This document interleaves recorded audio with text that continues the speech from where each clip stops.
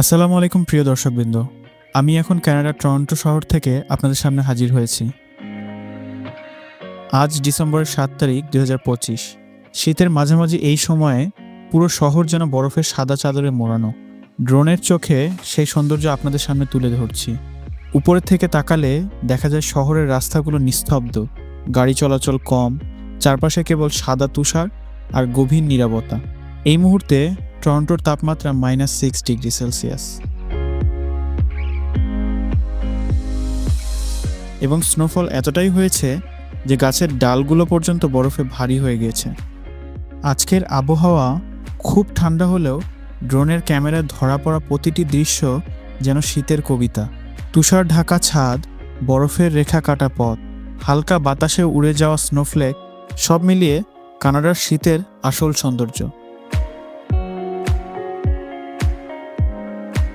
এদিকে প্রিয় দর্শক, গতকাল কানাডার ইউকন প্রভিন্সে একটি ভূমিকম্প হয়েছে। সৌভাগ্যবশত বড় কোনো ক্ষয়ক্ষতির খবর পাওয়া যায়নি, কিন্তু উত্তরাঞ্চলের মানুষের মধ্যে একটু আতঙ্ক তৈরি হয়েছে। প্রকৃতির শক্তি কতটা অপ্রতিরোধ্য এই ঘটনার তার প্রমাণ। ড্রোন এখন আরও উঁচুতে, নিচের প্রতিটি বাড়ির উপরের বরফ সাদা আলোতে ঝলমল করছে, আর দূরের বিল্ডিংগুলোর গায়ে শীতের কুয়াশা ধোয়ার মতো লেগে আছে, যেন পুরো টরন্টো আজ নিঃশব্দ এক শীতের গল্প বলছে। প্রিয় দর্শক, আপনারা যেখানেই থাকুন, আজকের এই শান্ত বরফে মোড়া কানাডার সকাল আপনাদের মন ভালো করে দেবে বলে আশা করি।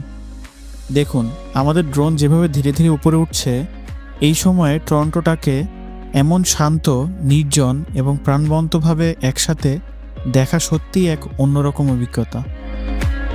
আমি ছিলাম টরন্টো, কানাডা থেকে। সবাই ভালো থাকুন, সুস্থ থাকুন। পরের ভিডিওতে আবার দেখা হবে। আল্লাহ হাফেজ।